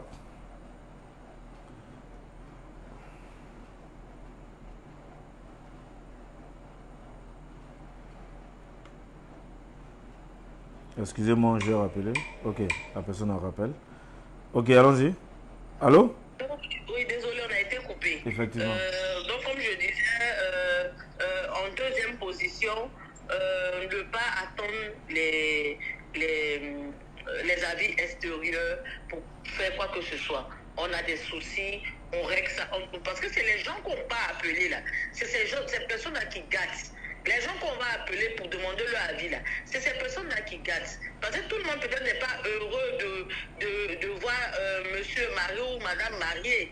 Donc ils vont tout faire pour pouvoir mélanger, pour pouvoir gâter les choses. Et comme j'ai dit avant d'être coupé, il y a des gens qui vivent comme s'ils étaient encore célibataires. Voilà, un homme qui est marié doit pas... Parce que généralement en Afrique, les hommes ont l'impression qu'ils font une faveur aux femmes en les mariant. Non, moi je suis désolée. De la même manière, monsieur marie madame là, pour la rendre heureuse, c'est de cette même manière, madame a le droit de rendre son mari heureux. Voilà, c'est vice versa. Mais en Afrique, on a l'impression qu'on marie une femme, on lui fait une faveur. Et la femme est marginalisée dans le foyer. La femme est souvent réduite vraiment plus bas que terre, souvent dans certains couples. Et ce qui amène le divorce. Voilà, parce qu'il y a des hommes comme des femmes. Monsieur, je connais tout, madame, je connais tout. On ne doit pas faire des reproches, on ne doit pas donner son avis. Monsieur connaît tout ou madame connaît tout, mais vous ne pouvez pas vous entendre. Vous ne pouvez pas vous entendre. Donc, moi, c'est un peu ce que je peux dire comme avis. Voilà, ça peut ne pas être partagé. Voilà, mais c'est ce que je peux dire comme avis concernant le sujet. Pourquoi tant de divorces? Il y a tant de divorces parce qu'il y a beaucoup de facteurs qui rentrent en ligne de compte. Mais comme chacun sait pourquoi est-ce qu'il s'est mis dans ce couple, pourquoi est-ce que chacun, quand chacun sait pourquoi est-ce qu'il est venu dans ce mariage-là, je pense que les choses vont comme sur des roulettes. La Bible déclare que la femme est une aide pour son mari. La femme doit aider son mari, l'aider à pouvoir avancer, à avoir des projets et tout. Et on dit, Marie, aimez vos femmes. Voilà, Marie, aimez vos femmes. Dieu n'a pas dit, femme, aime ton mari, parce que la femme est déjà prédisposée à aimer son mari, à aimer. La femme a déjà ces prédispositions-là. Voilà, mais on dit, Marie, aimez vos femmes, parce que c'est plus difficile pour l'homme. Voilà, qui est souvent éparpillé, qui est souvent, je ne sais pas quoi dire, mais c'est plus difficile pour les hommes. Voilà, donc la femme est là pour aider. Le mari aussi, il doit comprendre que c'est pas de l'esclavage aussi par moment. Voilà, c'est pas de l'esclavage. Donc, coach, c'est ce que je voulais apporter comme intervention ce soir. Ok, donc merci pour votre intervention. Voilà, donc j'avais déjà parlé de ça quand j'ai parlé des influences extérieures. Oui. Et j'ai dit que ces influences Oui, extérieures-là, voilà, peuvent concerner la famille, les amis, même le voisinage. Oui. Voilà, parce qu'il y a des Oui, gens bien sûr. aujourd'hui, dès qu'il y a une petite palabre à la maison, il y a une petite dispute à la maison, Oui. voilà, c'est les voisins qui viennent intervenir. Voilà, Bien sûr. et ça, moi je dis que c'est pas bon. Parce que Oui. si vous permettez aux voisins de venir intervenir dans votre couple, si vous permettez aux amis de venir intervenir dans votre couple, mais ça veut dire que c'est plus un couple, quoi. C'est plus un couple. Et le couple doit pouvoir absorber, digérer les problèmes et puis ensuite les régler ensemble. Voilà, donc vraiment, je suis d'avis avec vous parce que ce que vous venez de dire, c'est tellement normal. Voilà, donc aussi, vous avez aussi fait cas des hommes qui... ok, vous avez fait cas aussi des hommes qui interviennent, qui se comportent comme des célibataires. Donc, il faut avoir un bon pourquoi. Voilà, il faut avoir un bon pourquoi avant de se lancer dans cette réalité, dans cette réalité qui est le mariage, qui n'est pas un jeu, comme je l'ai dit moi-même. Ce n'est pas un jeu. Voilà, donc celui qui n'a pas encore l'âge, qui n'est pas mature, ne peut pas s'engager dans le mariage. Sinon, il va se faire jouer lui-même par la balle. Et non lui qui va jouer la balle, mais c'est la balle qui va le jouer. Ok, donc merci beaucoup. Et puis j'ai quelqu'un en ligne. Voilà, merci beaucoup. Merci beaucoup. Allô? Ok, j'avais quelqu'un en ligne tout à l'heure. Excusez-moi si je...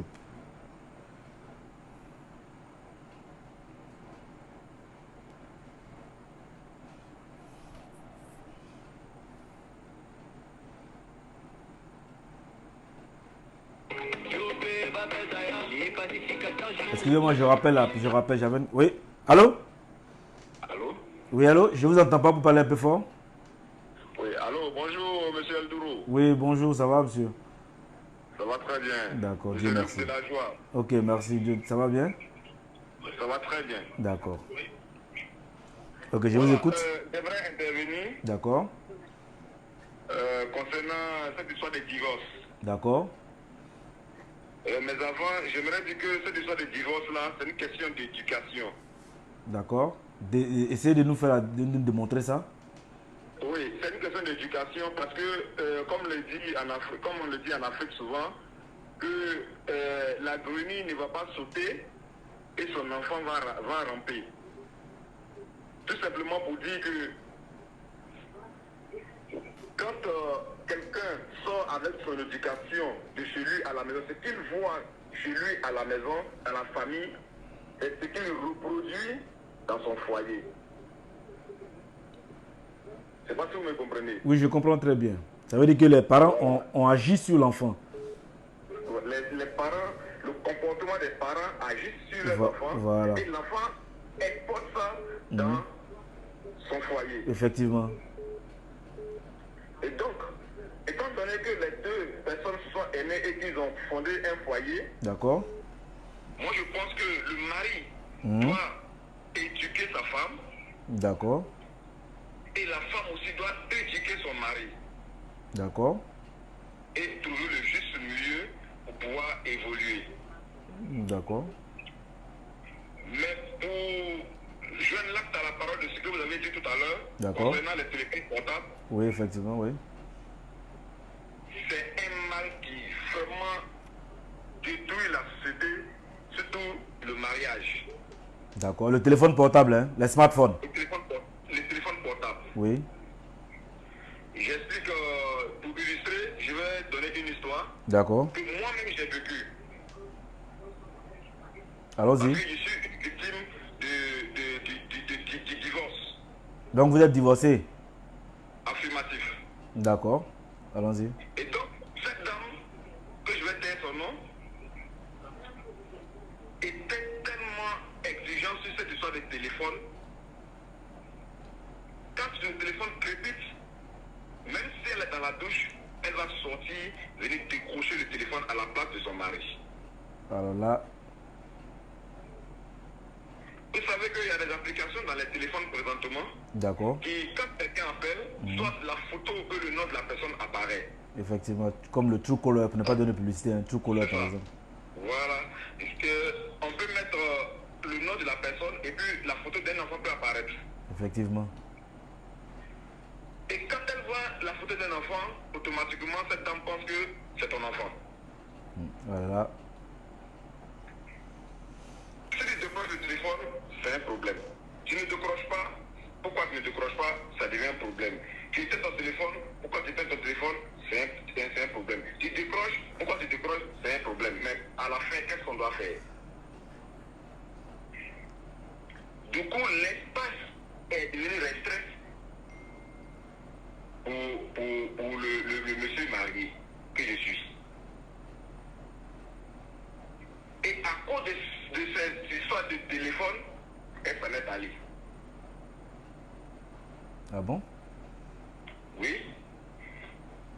Voilà pourquoi je dis que le téléphone était mal, mais quand même nécessaire. C'est pour juste illustrer ce que vous avez dit concernant le téléphone portable. D'accord. Alors, il serait souhaitable que les jeunes mariés d'aujourd'hui puissent avoir au moins une loi familiale dans le foyer. Mon téléphone égale à mon téléphone. Ton téléphone, c'est ton téléphone. Nous, on a le droit de s'occuper des affaires du téléphone de l'autre. Parce que moi-même, quand mon patron m'appelait, souvent c'est la femme qui décroche et puis elle peut insulter automatiquement. Oui, cela est arrivé à plusieurs reprises. Elle décroche et puis elle insulte en même temps. Alors là, Mais à la fin, c'est devenu tellement c'est devenu exagéré que moi-même je ne savais plus quoi faire. C'était l'exemple que moi-même j'ai vécu. Et j'ai un autre ami qui avait une femme qui était immensément, bon, quand je dis immensément, qui était vraiment aisée, parce qu'elle était commerçante. Et cette dernière, quand son mari va en mission, ou au moins 7 jours, avant que son mari n'arrive, elle a vidé la maison, tout ce que son mari a acheté, elle vide tout et puis elle remplace par ce qu'elle-même elle achète. Donc le monsieur, quand il vient à la maison, il devient étranger chez lui-même. Du coup, oui, puisque tu as trouvé un réfrigérateur de battant, tu vas trouver un réfrigérateur, un congélateur, tu as payé un fauteuil éléphant, tu vas trouver des fauteuils, je ne sais pas, ministériels. Tu avais un ventilateur, tu vas trouver, il y a un split de salon, un split en chambre. Mais tu es étranger chez toi. Et du fait que la femme soit tellement aisée, elle ne respectait plus son mari. Là aussi, c'est un mal qui peut pousser au divorce, parce que le monsieur sera complexé. Et il n'est même pas pas consulté avant de faire un changement dans sa propre maison. Du coup, il en a eu marre, il a divorcé. Mais si la femme était éduquée depuis la famille d'où elle venait, pour dire que tout ce que tu dois faire, au moins informe ton mari, elle allait trouver la bonne manière pour réagir. Effectivement. Effectivement. Donc, c'est pour dire que vraiment, cette histoire de divorce-là, nos parents sont à la base, parce que le manque d'éducation. Deux, le mari peut, comment on appelle, le mari peut éduquer sa femme et la femme peut éduquer son mari. Le téléphone portable ne doit pas être un bien commun, mais plutôt un bien privé. Si ces codes sont suivis, moi je pense que ça va diminuer le divorce de nos jours. D'accord, je peux vous poser une question, vous avez fini? Allez-y. D'accord, quand vous dites que le téléphone doit être un bien particulier et non un bien commun, vous étiez marié sur quel régime? Même si nous, communauté de biens ou bien communauté de... bien commun. Bien commun. Même si c'est bien commun, mais le téléphone doit être privé. On dit téléphone portable. Il y a des téléphones fixes à la maison où tout le monde peut utiliser. Mais le téléphone portable, le monsieur peut avoir un téléphone du service. Oui, ça c'est vrai. Mais en fait, ce que je voulais dire, c'est quoi? Tout à l'heure, il y a parlé d'éducation. Le mari peut éduquer la femme comme la femme peut éduquer le mari. Parce que je pense que quand vous rentrez dans un foyer, chacun vient avec son éducation de la maison. Voilà. Donc, et puis vous vous retrouvez dans une même maison, donc les deux éducations doivent former un, n'est-ce pas? Oui. Ce que je veux vous demander, c'est quand vous avez rencontré votre épouse, quand vous avez rencontré votre femme pour qu'elle devienne votre épouse, est-ce que cela n'a pas été fait concernant le téléphone portable? Parce qu'une femme qui se permet d'aller découvrir le portable de son mari, même étant dans la douche, ça veut dire qu'il y a un problème. Ça veut dire qu'il y a un manque de confiance en fait. Ça veut dire qu'il y a un manque de confiance. Et lorsqu'il y a un manque de confiance dans un foyer, rien ne marche. Hein. Effectivement. Voilà, donc je pense que, est-ce que vous avez essayé de résoudre d'abord le manque de confiance? Oui. Parce que si on n'arrive pas à régler ça, c'est un problème. Et quel que soit le couple où elle partira, mais c'est le même problème que ces hommes-là vont subir aussi. Hein. Oui, effectivement. Oui. Donc c'est un peu ça, et c'est vraiment dommage. Mais comme je l'ai dit, le téléphone portable aujourd'hui, les gens ne savent pas, mais c'est quelque chose vraiment de très virulent. Et les 50 à 60% aujourd'hui de mariage, c'est autour de ça, parce que c'est le téléphone portable qui crée cette division-là. Ça crée énormément de discussions, ça crée énormément de palabres. Voilà, vraiment, je pense que il faut que chacun essaie de comprendre l'utilisation du téléphone portable. Dès qu'on arrive à la maison, il faudrait que chacun comprenne qu'en dehors de mon patron, personne d'autre n'a le droit de m'appeler. Voilà, personne n'a le droit de m'appeler. Voilà, à toi aussi, aux hommes aussi de pouvoir éduquer, ou aux femmes aussi de pouvoir éduquer nos correspondants. Il y a des heures où on n'appelle pas quelqu'un. Je me dis que ceux qui sont dehors aussi ont une éducation. C'est vrai que ton patron, pour une urgence, il peut t'appeler. Mais quand il n'y a pas d'urgence, il ne va pas t'appeler. Tu es d'accord avec moi? Voilà. Mais je veux dire que vous êtes d'accord avec moi, je ne sais pas. Voilà. Donc je veux dire que chacun aussi doit se ménager avec son téléphone portable pour ne pas importuner aussi l'autre. Si c'est vraiment votre patron, je pense que vous allez avoir les mots pour lui expliquer que vraiment c'est un problème de truc, de mon patron, voilà la situation. C'est bon? C'est bon. D'accord. Donc je vais prendre un autre intervenant. Oui, voilà. Je vais en profiter pour vous dire merci et bonne continuation. Merci beaucoup. Et surtout, assez de baraka dans ce que vous faites. Merci beaucoup. D'accord. Donc je prends un autre intervenant. Allô? Allô? Allô? Oui. Bonsoir, Bod. Oui, bonsoir, monsieur. Ouais, c'est M. Soumaro à l'appareil. Oui, allez-y. Comment allez-vous, monsieur Soumaro? Ok. Merci pour la thématique de ce soir. D'accord. Voilà, j'appelais pour vraiment intervenir. D'accord. Et puis, vous dire merci aussi pour le temps d'antenne que vous nous donnez. D'accord. Pour pouvoir échanger les dimanches. D'accord, merci beaucoup. Merci. Ouais, ok. Concernant le divorce, Oui, oui. j'aimerais intervenir un peu pour dire que le mariage, le thème d'aujourd'hui il est vraiment trop large. Même. On ne peut pas même finir de parler. C'est pourquoi d'entrée de jeu, excusez-moi, hein, c'est pourquoi d'entrée de jeu, j'ai dit que à chaque couple, son problème. Vous voyez un peu, non? On peut pas caricaturer les difficultés de tous les couples ici. Mais on prend la généralité, dans la généralité. Mais chaque problème, chaque couple égale un problème. Donc si vous prenez 100 couples aujourd'hui, allô? Oui, allô, Voilà. Donc si vous prenez 100 couples aujourd'hui, vous avez 100 problèmes différents. Vous comprenez? Donc ça veut dire que tous les couples ne se ressemblent pas. Et tous les problèmes aussi ne se ressemblent pas. Donc d'un couple à un autre, on va traverser d'autres problèmes. Mais sinon on a essayé de faire une généralité pour que les problèmes majeurs en fait. Donc je vous écoute. Hein. Oui, moi je donne seulement mon point de vue. D'accord, allez-y. Voilà, je voudrais dire que le mariage, c'est beaucoup de choses, c'est de la patience, Oui. C'est souvent même des privations. Effectivement. Souvent même des nuits blanches même en train de pleurer. Hein? C'est aussi avoir une vision du futur. Effectivement. Mais quand tu n'es pas avec la personne adéquate, vraiment ça te freine dans beaucoup de choses. Ça D'accord. mélange tout. Puisque le mariage, mais c'est pas ça, ce n'est pas seulement pour faire des enfants, hein, le mariage. Effectivement. Voilà. C'est pas aussi aller sortir, aller manger du poulet braisé, tout ça. C'est avoir une vision du futur, c'est avoir une vision à deux. Le mariage, c'est pas à trois, c'est à deux. Oui, d'accord. C'est vraiment à deux. Oui. Donc, moi, je voudrais intervenir pour dire que c'est un gros sacrifice qu'il faut faire aujourd'hui, de nos jours, pour se marier.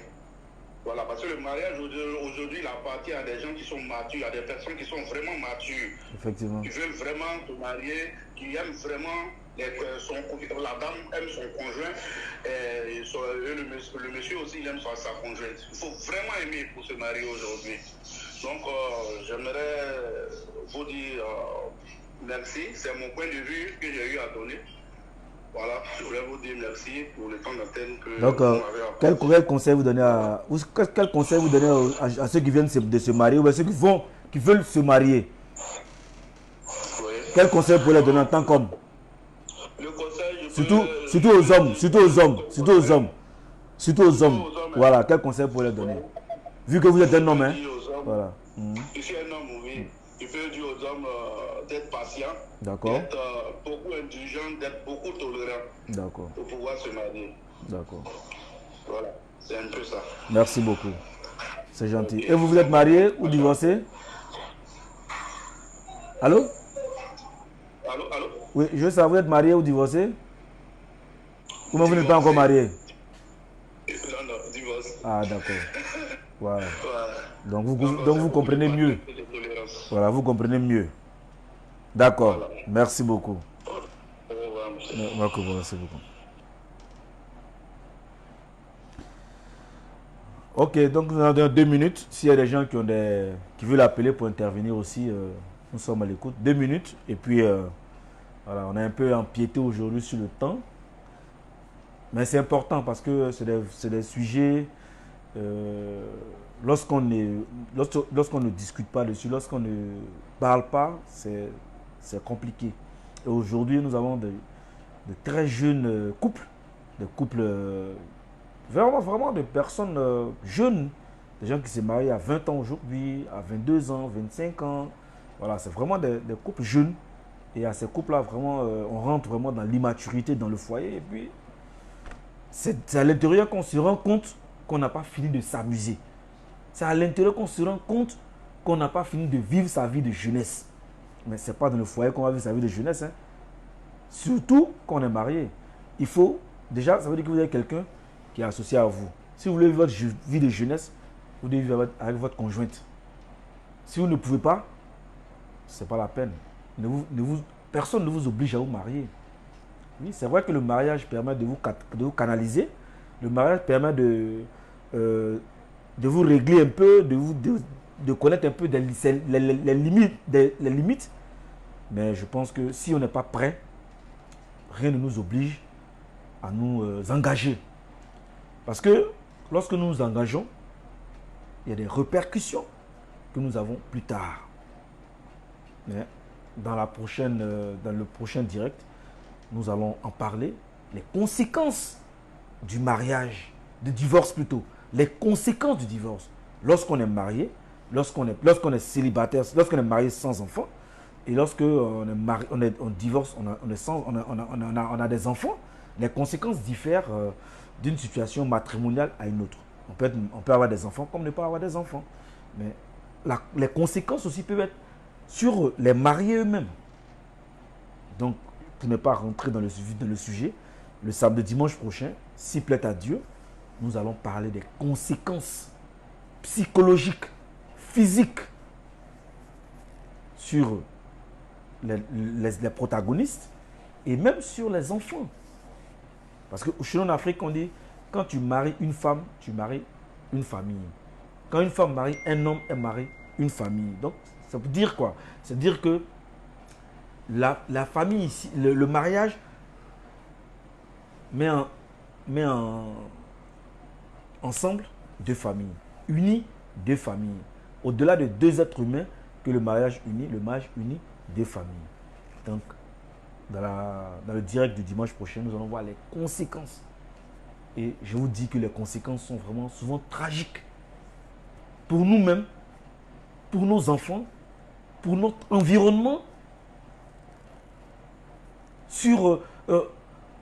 dans le cadre du travail, les impacts sont vraiment sérieux. Et je pense que le dimanche prochain, on va en parler.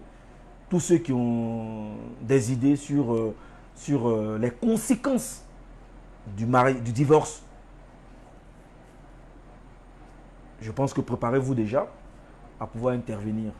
Et je pense que le dimanche prochain, je vais plus laisser la parole aux internautes de pouvoir intervenir sur le téléphone.